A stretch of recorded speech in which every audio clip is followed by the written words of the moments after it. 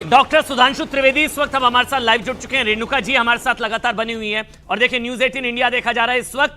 मध्य प्रदेश के अब संभावित मुख्यमंत्री या पूर्व मुख्यमंत्री शिवराज सिंह चौहान, नरेंद्र सिंह तोमर, लेकिन डॉक्टर सुधांशु त्रिवेदी सुनामी मतलब एक बड़ा फैक्टर मैं जानना चाह रहा हूं। बहुत सारे आप बताएंगे लेकिन कोई एक बड़ा कॉमन फैक्टर, हिंदी पट्टी 3-0 से आप लोग जीत रहे हैं। 3-0, 159, 106, 54, कोई एक common factor Sudhanshu Trivedi. The first common factor is now the politics has become modified. MODIFIED.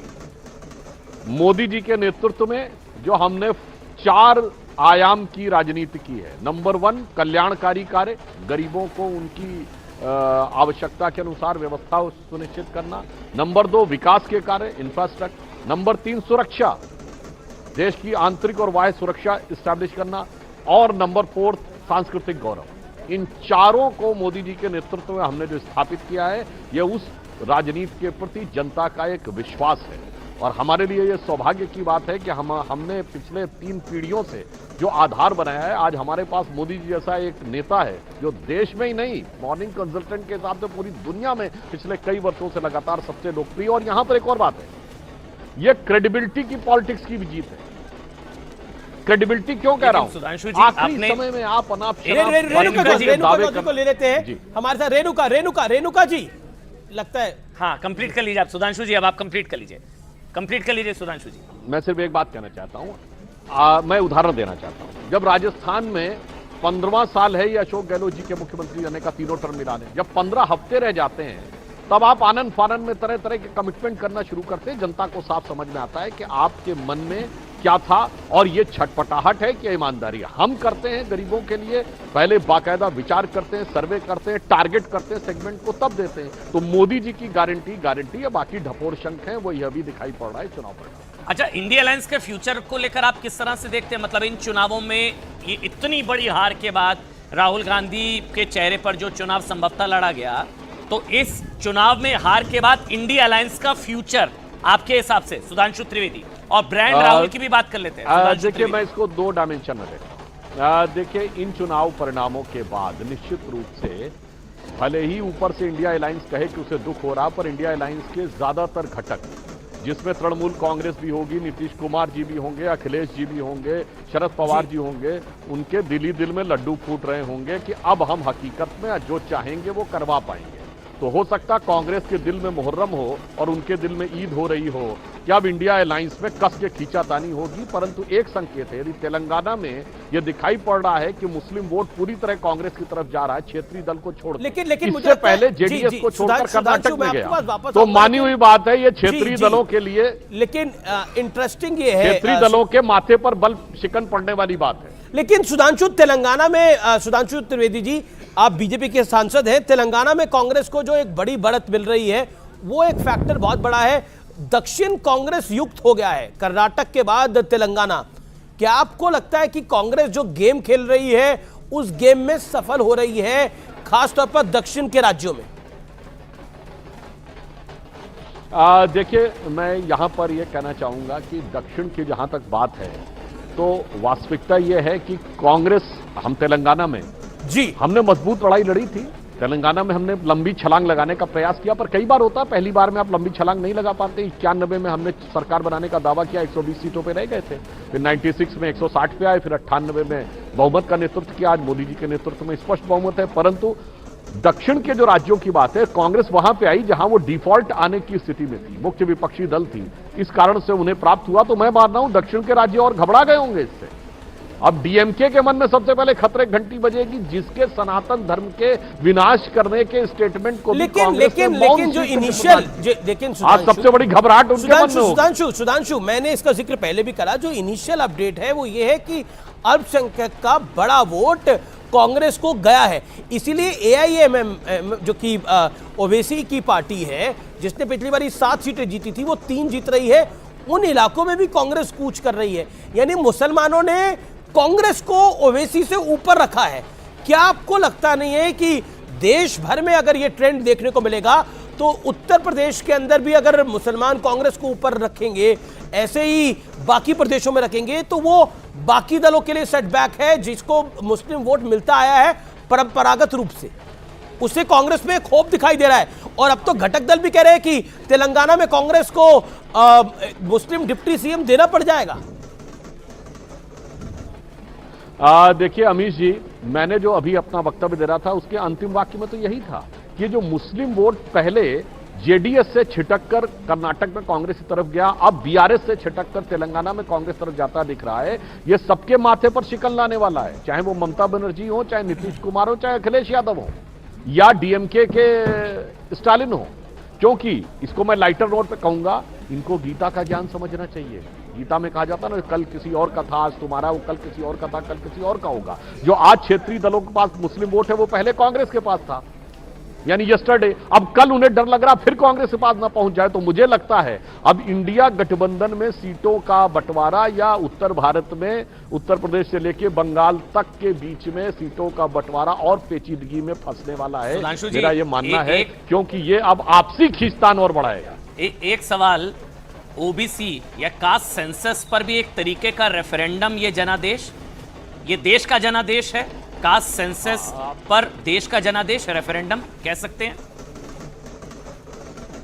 देखिए मैं एक और बात कहूं कि मुझे लगता है कि राहुल गांधी जी के जो भी सलाहकार थे, आज तक कभी ऐसा होता था जात का मुद्दा सिर्फ क्षेत्रीय दल उठाते थे, कभी राष्ट्रीय दल जात का मुद्दा नहीं उठाते थे। कांग्रेस ने पहली बार जात का मुद्दा उठाया। शायद राहुल गांधी जी के सलाहकार राहुल गांधी जी का जो जन्म का समय था 1970 के आसपास की राजनीति में उलझ गए, जब यह कहा जाता था कि क्लास की पॉलिटिक्स होती थी, अगड़ा पिछड़ा दलित। अब वो दौर चला गया। अब देश की, और उस समय देश की साक्षरता दर सुधांशु मैं आपके पास वापस लौटता हूं, लेकिन एक बड़ी अपडेट दे देता हूं मैं इलाकों के हिसाब से। महाकौशल मध्य प्रदेश बीजेपी जीत रही है। इसके अलावा चंबल ग्वालियर बेल्ट बीजेपी जीत रही है मध्य प्रदेश के अंदर। अगर हम राजस्थान की बात करें तो राजस्थान के कई संभागों में बीजेपी को बढ़त है, लेकिन गहलोत का किला उस तरह से नहीं हिल रहा, जोधपुर वाला जिस तरह से हिलना चाहिए था। अभी तक की ये अपडेट है। गुर्जर बेल्ट के अंदर बीजेपी का प्रदर्शन बेहतर हुआ है। 11 सीटों पे बीजेपी आगे देखने को मिल रही है, 11 से 12 सीटों पे बीजेपी आगे चल रही है। छत्तीसगढ़ के अंदर, छत्तीसगढ़ के अंदर मैं एक अपडेट दे दूं। परफॉर्मेंस रही, काम हुआ है, उसके आज परिणाम सबके सामने है। संगठन ने जो काम किया उसके परिणाम सबके सामने है। बहुत अच्छी जीत है। मध्य प्रदेश की जनता को सबको बधाई। सर राजस्थान और छत्तीसगढ़ में भी लीड मिल रही है सर, उसको लेकर।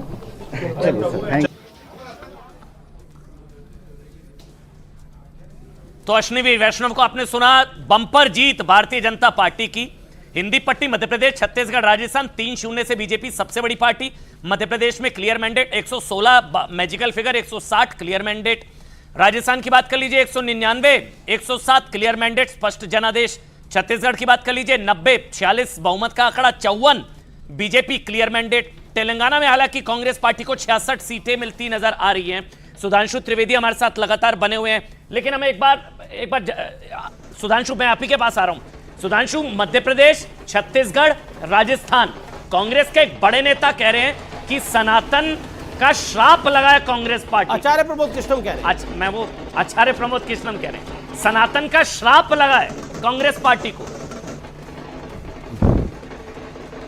देखिए अब वो तो आचार्य हैं तो कह सकते हैं। अगर श्राप की हम बात कहें तो जब से कार सेवकों की हत्या करने वालों का समर्थन किया था कांग्रेस ने, अब इसे संयोग मान लीजिए या दैव योग मान लीजिए, उसके बाद से कभी कांग्रेस को स्पष्ट बहुमत नहीं मिला। उस समय 400 की मेजॉरिटी थी राजीव गांधी जी। अब इसलिए दर्शकों विवेक पे छोड़ता हूं, मगर एक बात मैं कहना चाहूंगा, ये राजनीति ये दर्शाती कि अब आप मुखौटा इतना बदल के राजनीति नहीं कर सकते कि मध्य प्रदेश में कमलनाथ जी हिंदू राष्ट्र जैसे विषय पर भी घुमा फिरा के समर्थन कर जाएंगे, और वहीं आप तमिलनाडु में हिंदू धर्म के समूल नाश की कॉन्फ्रेंस करवाएंगे और उसका मौन समर्थन करेंगे। लेकिन रैली जमाने चले गए 40 साल पहले जब तमिलनाडु में क्या हुआ मध्य प्रदेश में पता नहीं लगता था। अब हनुमान भक्त कमलनाथ ने इंडिया अलायंस की रैली नहीं होने दी थी। लेकिन कमलनाथ क्या करते? कमलनाथ ने तो मेहनत करी। आज जो एज ऑफ कम्युनिकेशन है, जी मैं यही कह रहा हूं, एज ऑफ कम्युनिकेशन में सबको सब पता रहता भारत में कहां क्या हो रहा है। ऐसा नहीं हो सकता कि आप तमिलनाडु में बोल के तमिलनाडु में रहेगा और मध्य प्रदेश की बात। हर जगह पहुंचती है। चाहे कमलनाथ ने अपना चुनाव अच्छे से लड़ा, तो अब लेकिन ये पार्टी मुखौटे लगाकर जब पार्टी चुनाव नहीं खड़ी लड़ना थी वहां पर, संभव तो नहीं होता। कमलनाथ कितना चुनाव जितवा लेंगे। अशोक गहलोत ने भी अपना चुनाव ठीक लड़ा, लेकिन जब पार्टी नहीं खड़ी थी तो कैसे चुनाव लड़वा लेंगे।